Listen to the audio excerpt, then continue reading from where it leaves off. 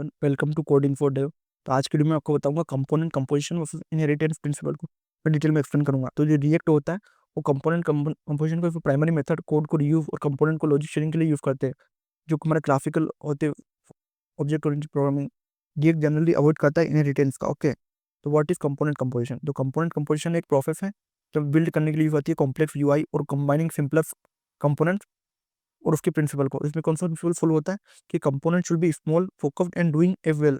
जो उसका वर्क है उसको प्रॉपर करना चाहिए।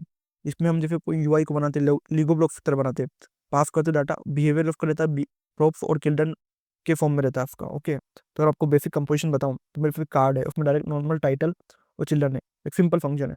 और मेरे फिर क्या प्रोफाइल नाम का एक और पेरेंट कंपोनेंट, मैंने कार्ड का डायरेक्ट यूज कर लिया मैंने वैल्यूज का। ओके, तो हमारा कार्ड के एक रीयूजेबल कंटेनर है और इसमें जो कंटेंट पास होगा चिल्ड्रन तो पास होगा।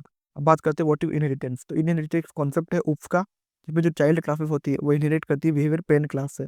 तो रिएक्ट डज नॉट रिकमेंड, इसको रिकमेंड नहीं करता इनहेरिटेंस के लिए कंपोनेंट शेयरिंग के। क्यों? क्योंकि इसमें कपल्स होते हैं कंपोनेंट टाइटली, और इसमें जो कंपोनेंट का लॉजिक है वो फॉलो करना बहुत हार्ड होता है, और ये स्केल नहीं कर सकता यूआई जब हमारे को स्केल कराना होता है। ओके, इसका एग्जांपल अगर मैं आपको शो करूँ जो रिकमेंड नहीं है आपको यूज नहीं करना, जिसमें मैंने क्लास कंपोनेंट बनाया, बेस कंपोनेंट उसने इसको एक्सटेंड करा रिएक्ट कंपोनेंट से, मैंने लेग कुछ समथिंग करा, लॉग करा, लॉगिंग, और फिर मैंने एक और कंपोनेंट बनाया माई कंपोनेंट, मैंने रेंडर करा लॉग समथिंग, और फिर मैंने उसको रिटर्न करा डी में। तो इसमें क्या, इसको टेक्निकली ये पॉसिबल है, लेकिन ये पूरे रिएक्ट की डिक्लेरेटिव और मॉड्यूलरिटी साइकोलॉजी को ब्रेक कर देता है, इसलिए हम इनहेरिटेंस का यूज नहीं करते इसमें। तो मैं आपको कंपोजिशन और इनहेरिटेंस दोनों का डिफरेंस बताऊं, तो जो रिएक्ट, अगर मैं आपको रिएक्ट प्रीफर की जाती है कंपोजिशन के लिए, इनहेरिटेंस अवॉइड किया जाता है। कोड रीयूज की बात करूँ तो इसमें हम प्रॉप्स, चिल्ड्रन और कस्टम वर्क यूज कर सकते हैं कंपोजिशन में, और इसमें इनहेरिटेंस में हम क्लास हायरार्की का यूज करते हैं। मॉड्यूलरिटी की बात करूँ तो इसमें हाई लूजली कपल्ड होता है, और जो हमारा इनहेरिटेंस है वो टाइटली कपल्ड होता है। फिजिबिलिटी की बात करूँ तो इसमें easy to mix and match, हम कुछ भी कंपोनेंट मिक्स और मैच कर सकते हैं, लेकिन इसमें हार्ड होता है एडप्ट करना विदाउट ब्रेकिंग हायरार्की। रीडेबिलिटी की बात करूँ इसमें क्लीन और डिक्लेरेटिव कोड होता है, और इसमें हमारा कॉम्प्लेक्स होता है और उसको बिहेवियर ट्रैक करना बहुत मुश्किल होता है। अगर यूआई लॉजिक शेयरिंग की बात करूँ तो इसमें हम प्रॉप्स, कंटेक्स्ट, हुक्स और हाइब्रिड कंपोनेंट्स का यूज करते हैं, और इसमें हमारे कुछ भी सपोर्ट नहीं होता। ओके, अगर मैं आपको टाइप बताऊँ कंपोजिशन के रिएक्ट में, तो इसमें क्या करना, हमने चाइल्ड को प्राप्त करा है प्रॉप, उसको एक फ्लोट की तरफ पास करा। इसमें क्या, मैंने एक फंक्शन बनाया और उसमें लेआउट को मैंने डायरेक्टली डाटा पास कर दिया। ओके, अब इसमें सेकंड होता है प्रॉप इंजेक्शन। इसमें क्या होता है, मैंने एक फंक्शन बनाया, उसमें डायरेक्टली मैंने कुछ इनपुट मैंने सेट करके रखा पहले, मैंने डायरेक्टली इसको इंजेक्ट कर दिया, तो इसको बोलते हैं प्रॉप इंजेक्शन, और ऊपर वाले को बोलते हैं प्रॉप चाइल्ड। हम फ्लोट वाइज डिवाइड करते हैं।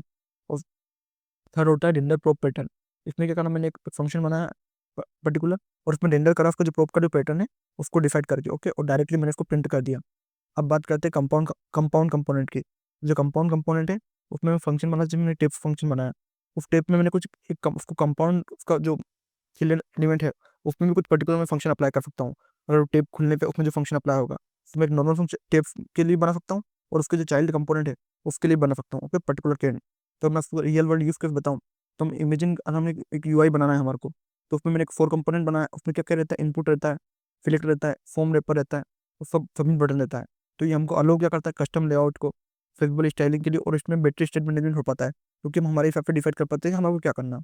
इसलिए हम कंपाउंड कंपोजिशन का बहुत ज़्यादा यूज़ करते हैं। तो बेस्ट प्रैक्टिस है कंपोजिशन के लिए, जैसे हमको स्मॉल और सिंगल पर्पस कंपोनेंट बनाना चाहिए, बिल्कुल जितने छोटे हो उतने रियूजेबल कंपोनेंट बनाना चाहिए, और हमको यूज़ करना चाहिए चिल्ड्रन और प्रॉप्स का डाटा पास और लेआउट पीसेस के लिए। तो हमको इनकैप्सुलेशन का जो लॉजिक है वो कस्टम हुक्स में लिखना चाहिए, जो कि हमको क्लासेस का यूज़ नहीं करना चाहिए, और हमको कॉन्टेक्स्ट एपीआई का यूज़ करना चाहिए स्टेट शेयरिंग और इनहेरिटेंस के लिए। ओके, इनहेरिटेंस का यूज़ नहीं करना चाहिए, और प्रीफर इसकी रीडेबिलिटी और रीयूजेबिलिटी और हायरार्की। हमको रीडेबिलिटी और रीयूजेबिलिटी पे फोकस करना है, ना कि हायरार्की पे फोकस करना है। तो अगर मैं आपको इस वीडियो की समरी दूँ तो मैंने इसमें आपको बताया कंपोजिशन क्या होता है। तो जब हमको बिल्डिंग करना था यूआई कंबाइनिंग स्मॉल कंपोनेंट, तो ये इनकरेज करता है रिएक्ट हमको कंपोजिशन करने के लिए।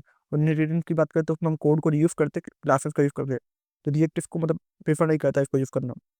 अगर वर्डनेट की बात करूँ तो आपको कंपोजिशन का यूज करना चाहिए, जब आपको क्लीन, मॉड्यूलर और मोर मेंटेनेबल कोड लिखना है तो आपको किसका यूज करना है, आपको कंपोजिशन का यूज करना है। ओके, तो अगर इस वीडियो में कुछ भी डाउट है तो आप कमेंट कर सकते हो, और इसी तरीके के और वीडियो देखने के लिए कोडिंग फॉर डे को सब्सक्राइब करो। Thank you for watching.